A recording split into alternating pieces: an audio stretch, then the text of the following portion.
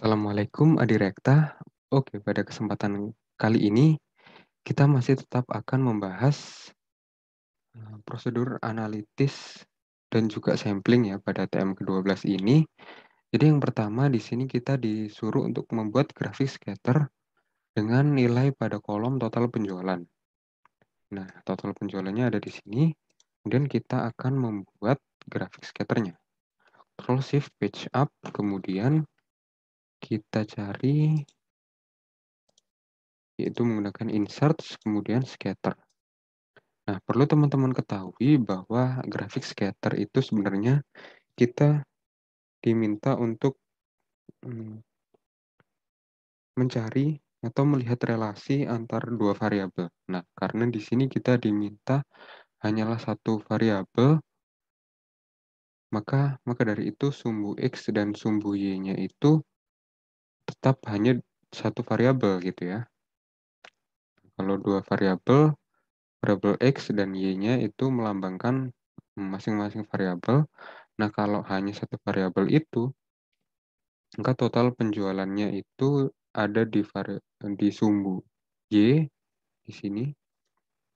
Nah, sedangkan sumbu X-nya itu adalah tempatnya gitu ya. Jadi kalau teman-teman tahu di sini 4080 itu pasti ada di ini awal-awal sini. Kemudian nanti di sini semisal 4530 pasti ada di tengah-tengah. Dan yang data paling terakhir nanti ada di seribuan ini. Nah, bisa kita ketahui dari mana? Apabila di count, ini total penjualannya itu ada 1001 data. Maka sumbu X-nya akan berada di paling maksimal, yaitu ada di 1000. Oke, selanjutnya di sini nomor 2. Menurut pendapat kamu berdasarkan scatter card nomor 1, bagaimana pengelompokan elemen data ke dalam kelompok-kelompok kecil untuk dapat diambil sampel secara acak. Nah, perlu teman-teman ketahui ya, jadi sampel secara acak itu ada 4 ya. Yang pertama ada sampel acak sederhana. Jadi data dari keseluruhan total penjualan ini kita ambil secara acak gitu ya. Nah, kemudian ada sampel acak sistematis gitu. Sistematis maksudnya kayak gimana? Acak sistematis itu apabila kita menentukan data awalnya itu secara acak gitu ya. Kemudian setelah itu datanya berpola. Semisal ini kita ambil data ke 10 gitu. 10 ke 5 atau berapapun boleh ya. Kemudian setelah itu dari 10 itu kita berpola nih. Lompat 10-10 gitu ya, dari data ke 10, kemudian data ke 20, ke 30, dan seterusnya. Itu yang kedua, yaitu sampel acak sistematis. Itu yang ketiga ada acak berstrata gitu ya. Nah, berstrata contohnya seperti apa? Contohnya adalah sesuai dengan kriteria tertentu gitu ya. Misal adalah usia usia pembeli gitu atau apapun gitu. Nah, dari situ ada stratanya tuh. Usia dari paling rendah sampai ke yang tertinggi gitu. Dan yang terakhir ada acak berdasarkan area atau wilayah. Nah, dari wilayah itu juga bisa dikembangkan gitu ya, teman-teman. Bisa bisa sesuai dengan produk code-nya ini. Nah, dari produk code-nya ini itu bisa kita telusuri gitu ya. Setiap item produk code ini melambangkan apa nih ya. Nah, sebagai contoh produk code ini atau dari sisi pembeli gitu ya, melambangkan berdasarkan daerah-daerah tertentu gitu. Nah, nanti dari daerah tertentu tersebut kita ambil datanya secara acak. Gitu. Nah, itu untuk macam-macam random sampling. Gitu ya. Jadi kelebihannya nanti kita dapat mengurangi bias atau kecenderungan keberpihakan pada populasi-populasi tertentu. Tapi tetap ada kekurangannya bahwa dari data yang kita ambil itu tidak secara jaminan, secara keseluruhan tidak menjamin gitu ya, bahwa datanya itu mewakili populasi yang kita tuju. Oke, itu untuk nomor 2. Selanjutnya kita menuju nomor 3. Ambil data dari kolom total penjualan dari sini, kemudian dengan kriteria nilai di bawah 2000, letakkan kepada sheet baru. Kita menggunakan Ctrl Shift L, kemudian dari sini kita filter less than 2000.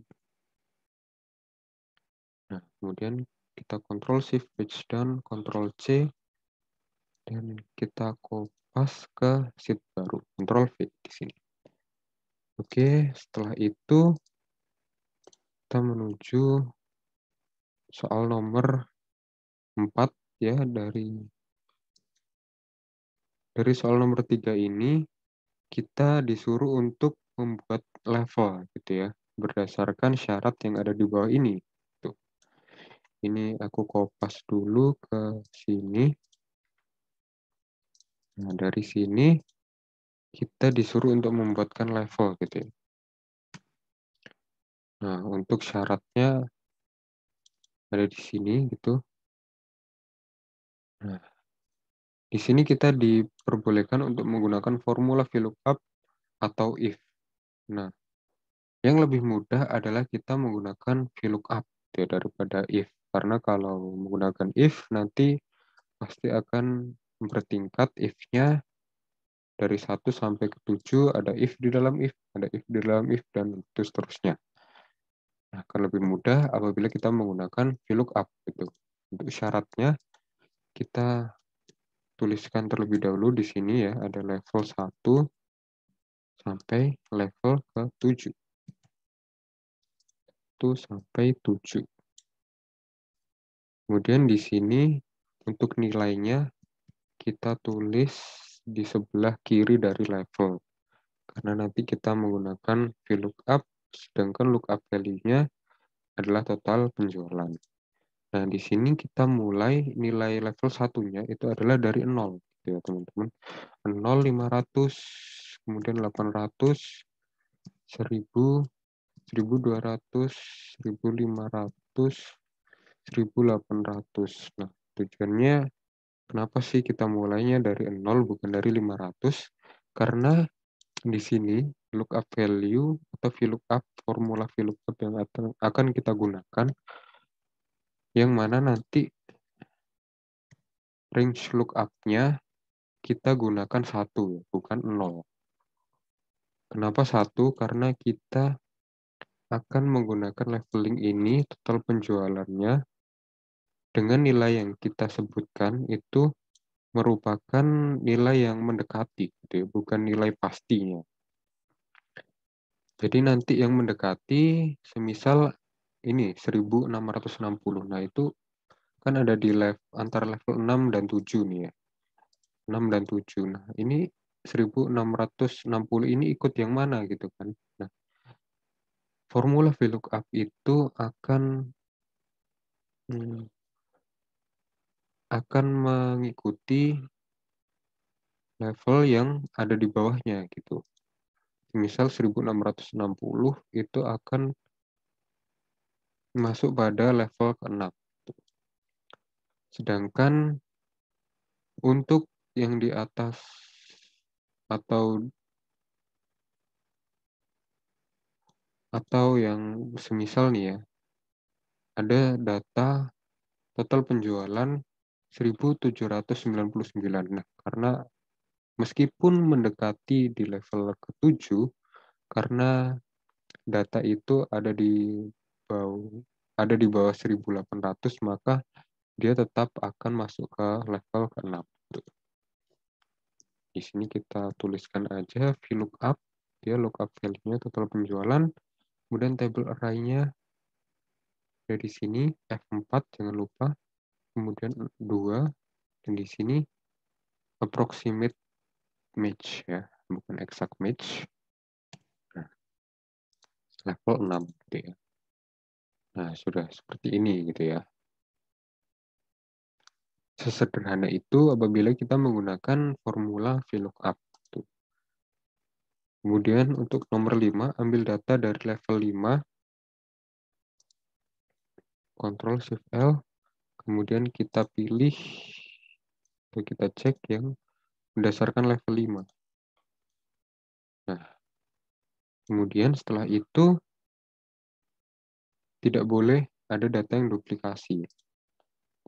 Kita kopas dulu, kita taruh ke sheet yang baru. Oke. Kemudian kita remove duplikat terlebih dahulu.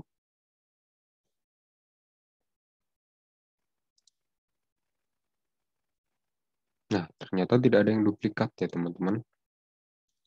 Oke, setelah itu kita akan mengambil sejumlah 25 data. Nah, untuk mengambil sampel, kita terlebih dahulu membuat nomor terlebih dahulu ya. Nah, karena ini totalnya ada 65 data ya, kita akan mengambil sebanyak 25 data. Sini kita gunakan fill series yang ada di sini. Oh, sorry, bukan filter ya.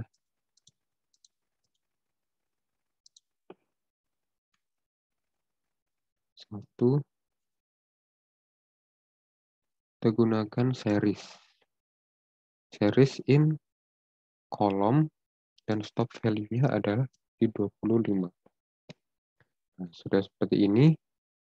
Ini kita namai nomor, kemudian sampel, dan terakhir adalah total penjualan. Nah, sampelnya ini kita ambil menggunakan formula yaitu range between.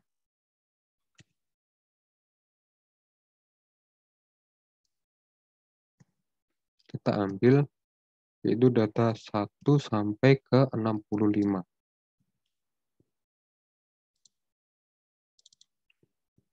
Nah, seperti ini. Kemudian total penjualannya kita gunakan VLOOKUP ya. VLOOKUP value-nya adalah sampelnya ini.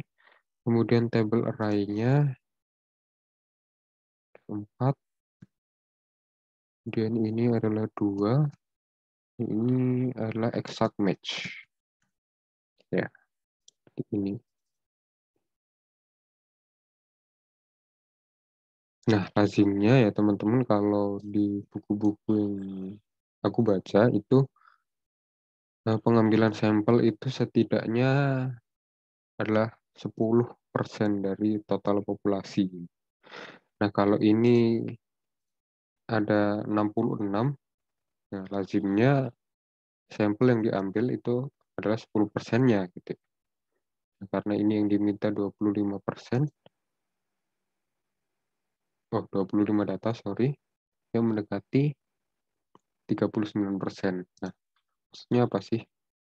Jadi total sampel yang ada di sini itu merupakan 39% dari total populasinya ini, dari populasinya ini. Alt plus gitu ya.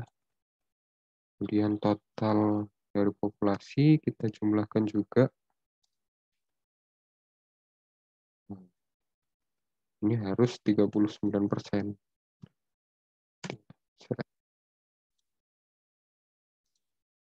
Nah, ini apa kita klik del atau apapun di sampingnya ini, maka dia akan terus berubah tuh.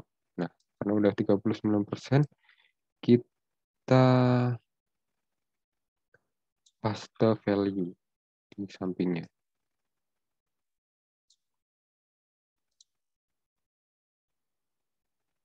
Nah, ini ya. Nah, kemudian dari sini itu interpretasinya apa? Kita bisa melakukan masing-masing uji yang ada di sini. Uji 1 sampai ketiga, semisal yang pertama ini adalah uji apa? Akurasi. misal. Terus yang kedua ada uji kelengkapan, akurasi, dan yang terakhir semisal adalah otorisasi. Nah, yang dimaksud akurasi itu apa? Akurasi itu penjumlahannya, hasil kalkulasi untuk mendapatkan total penjualannya ini. Nah, apakah udah sesuai gitu? Dan kemudian untuk uji yang kedua lengkap. Nah, misal penjual menerbitkan faktur penjualan gitu. Apakah data-data yang diperlukan itu udah tersedia gitu. Dan juga otorisasi semisal bagian penjualan udah meresmikan adanya penjualan. Apakah udah atau belum? Nah, di sini validasinya kita gunakan centang dan juga silang gitu ya.